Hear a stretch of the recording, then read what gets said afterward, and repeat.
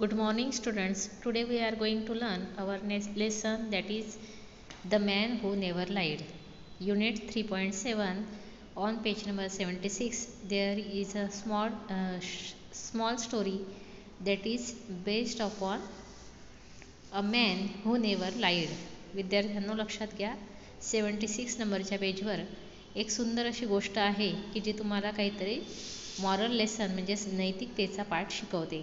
ती गोष्ट आहे असा माणूस की जो कधीही आयुष्यात खोटं बोलला नाही.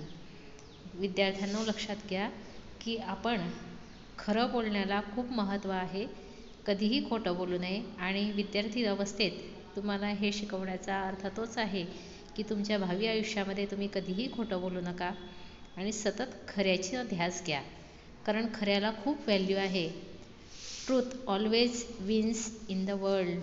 ज्यावेळेस आपण जे खरं बोलतो ते काही काळापर्यंत आपल्याला अपयश येतं, पण after some time we wins the race. काही काळानंतर आपण ती शर्यत, या जीवनाची शर्यत ही जिंकतोच. त्यामुळे आपण नेहमी खरं बोलावं, हे या धड्यातून आपल्याला शिकायला मिळतं. मग खरं बोलण्याचा पण एक मार्ग आहे की आपण आपले डोळे कान उघडे ठेवून जे आपल्याला प्रत्यक्ष दिसतं आहे त्यानुसारच आपण खरं बोलायला हवं. म्हणजे कोणीही सांगितलं तर त्यावर विश्वास न ठेवता आपल्या डोळ्यांवर विश्वास ठेवूनच आपण खरं बोलावं, हे या पाठातून आपल्याला शिकायला मिळतं. This is a small story and in this story the writer wants to tell you how truthness is important in our life. Now see our first paragraph of the story. Listen students, that a story is always in past tense. विद्यार्थ्यांनो लक्षात घ्या की गोष्ट ही सतत भूतकाळामध्ये असते. So all these sentences are in past tense. म्हणून सगळे वाक्य कशात आहे? भूतकाळात आहे. Now we are going to start this story. Put your finger on the line. On page number 76. The one special thing about Muhammad was that he never told a lie. Muhammad was a man who never told a lie in his life. That is the special thing about Muhammad. मुहम्मदबद्दल विशेष गोष्ट काय होती की तो त्याच्या जीवनामध्ये कधीही खोटं बोललेला नव्हता. प्रत्येकाच्या जीवनाचं काहीतरी वैशिष्ट्य असतं, प्रत्येक व्यक्तीचं. तसंच मुहम्मदचं वैशिष्ट्य काय होतं की तो खरं बोलण्यासाठी प्रसिद्ध होता. He was famous for a man who never lied. It's no easy, very easy to do that. It's not very easy to do that. हे सतत खरं बोलणं काही सोपं नाही आहे. त्यासाठी खूप आपल्याला परिश्रम करावे लागतात किंवा खूप दिव्याला सामोरं जावं लागतं. So the writer says that it's not easy to do that. But Mohammed was a wise man. पण मोहम्मद हा कसा व्यक्ती होता? एक सभ्य माणूस होता. He kept his eyes open to what was going on around him and chose his words carefully. What does he do? He only keeps his eyes open to what was going on around him. आजूबाजूला काय होतं आहे या सर्वांवर तो फक्त डोळे उघडे ठेवून लक्ष ठेवत असायचा. And choose his words carefully. आणि त्यानुसार आपले डोळे उघडे ठेवल्याने जे आपण बघितलं आहे प्रत्यक्ष तेच बघून आपले शब्द काळजीपूर्वक तो वापरून सांगायचा. He became famous as the man who never lied. In this way, he became a man, famous man that is never tell a lie.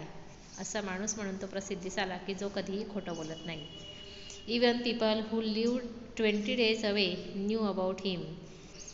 This is a phrase. लक्षात घ्या. 20 days away याचा मिनिंग काय होतो? तर खूप लांबवर असलेले किंवा फार far away. Even people who lived far away from his country knew about him for his telling only truth. आजूबाजूला असलेले, त्याचबरोबर त्याच्या देशाच्या बाहेर लांबवर असलेल्या लोकांमध्ये तो कशासाठी प्रसिद्ध होता की खरं बोलण्यासाठी प्रसिद्ध होता. म्हणून इथं जे 20 days अवे याचा मिनिंग तुम्ही तसा घेऊ नका. People who lived far away from his place or far away from his land. This is the correct meaning. In the second paragraph, the writer gives next part of the story. When people told the king about Muhammad.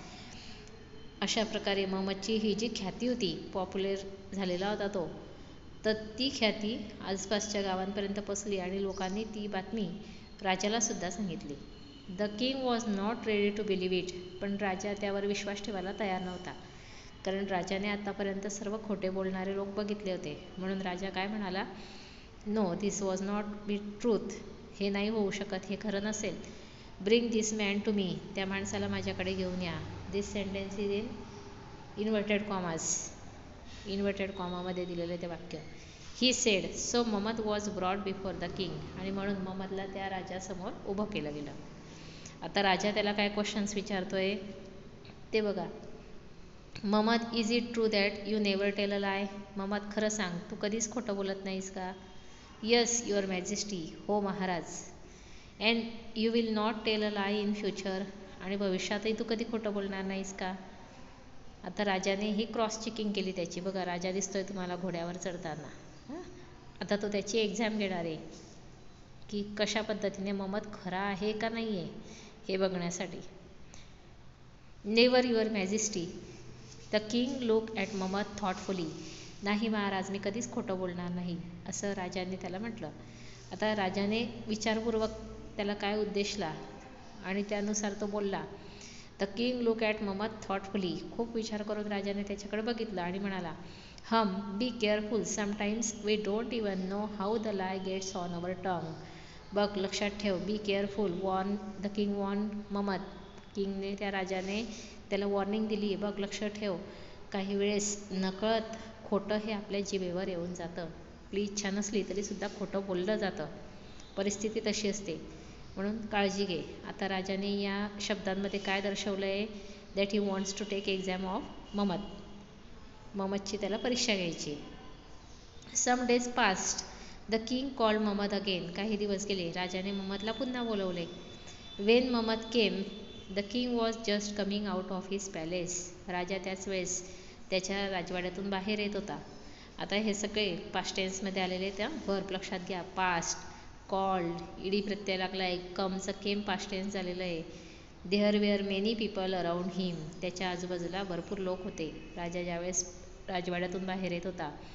He was going on a Hunt. तो कुठे जात होता, शिकारीला जात होता. हंटचा अर्थ होतो शिकार करणे.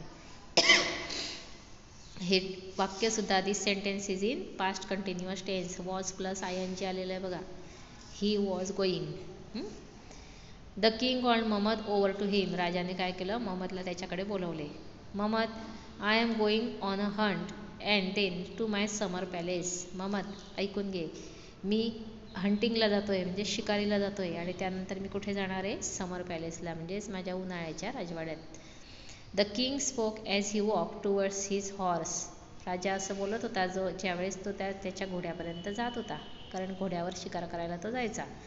ही held the horsemen and put his left foot in the stirrup. त्याने काय केलं तर त्या घोड्याची गळ्याला असलेली ती दोरी धरली, मेन धरली, आणि त्यानंतर त्याचा डावा पाय हा त्या स्टिअर अपमध्ये, म्हणजेच त्या घोड्याची जी मॅन असते, पाय ठेवण्याची जागा घोड्याच्या पाठीवर असलेली, त्या ठिकाणी त्याने डावा पाय टाकला. Then he turn to Mamad and said. आणि नंतर तो वळला. त्या पिक्चरमध्ये दिसतंय बघा तुम्हाला, राजाने एकच पाय टाकलेला आहे, लेफ्ट फूट. आणि नंतर तो ममदला काय म्हणाला, and said, now turn to the summer palace and tell the queen to prepare a big feast for me. आता पळतच राजवाड्याकडे जा, माझ्या उन्हाळ्याच्या राजवाड्याकडे, आणि राणीसाहेबांना काय निरोप दे, to prepare a big feast for me, की माझ्यासाठी चांगलं जेवण तयार करा, आणि माझ्यासोबत लोक पण आहे, and my people including you, तू सुद्धा त्यामध्ये सहभागी आहे. हरी, जा लवकर पळ, आणि राणीसाहेबांना निरोप दे की आमच्यासाठी मेजवानी तयार करा. फीस्टचा मिनिंग होतो मेजवानी, लक्षात घ्या. अशा पद्धतीने ममदला त्याने निरोप दिला राजाने. आता राजा हा परीक्षा घेणार होता, म्हणून तो खरं बोलत असेल का, नाही. Mamad turn around and hurried to the summer palace. Mamad वळला आणि त्याने पळतच तो कुठे गेला, उन्हाळ्याच्या त्याच्या राजवाड्याकडे. When he left the king began to laugh. ज्यावेळेस ममद ती जागा सोडून गेला तेव्हा राजा परतला आणि त्याने हसत होता. बिगिनचा पास्ट टेन्स आहे बिगॅन, लिव्हचा पास्ट टेन्स लेफ्ट आलेलं आहे बघा या सेंटेन्समध्ये. I am not going anywhere today. He just wait till Mamad tells this lie to the queen. आज मी कुठेच जात नाही आहे. बघा आता ममद त्या राणीसाहेबांशी खोटं बोलतो की नाही, असं तो राजा त्या लोकांना, त्याच्या मंत्र्यांना बोलला. The next day the king went to his summer palace. दुसऱ्या दिवशी राजा त्याच्या त्या उन्हाळ्याच्या बगीच्याकडे गेला. Did Mamad tell you to prepare a big feast for me yesterday. ममदने तुम्हाला माझ्यासाठी मेजवानी तयार करायला सांगितली ना काल. It was a lie. खोटं बोललास की नाही ममद, असं राजाने राणीला प्रश्न विचारला आहे की तुम्ही म्हणायच्या राणीसाहेब की ममद खरं बोलतो बघा, ममद खोटं बोलला की नाही. It was a lie. खोटं बोलला तो. Mamad gave me your message yesterday. The queen answered. In this sentence queen speaks to the king. राणी त्या राजाशी बोललेली आहे. ममदने तुमचा मेसेज मला दिला कालच. गिवचा पास्ट टेन्स गेव आला आहे बघा या सेंटेन्समध्ये. Mamad gave me this your message yesterday. काल ममदने मला तुमचा संदेश दिला होता. Mamad said you may be the king will come here by noon, may be he won't. Mamad असं म्हणाला की राजा रात्रीपर्यंत येऊही शकतो किंवा येणार पण नाही संध्याकाळपर्यंत. बघा चित्र दिसतंय तुम्हाला. You see in this picture king and queen is speaking to each other about ममदबद्दल ते बोलत आहेत. And what does that mean, tell me for sure. I told Mamad but Mamad said I can't tell you for sure. मी ममदला विचारले, असं ती राणी सांगते की ममदला विचारलं अरे खरं काय ते मला सांग, तुझ्या म्हणण्याचा अर्थ काय. I can't tell you for sure. मी तुम्हाला ते खरं खात्रीने नाही सांगू शकत असं ममद बोलला.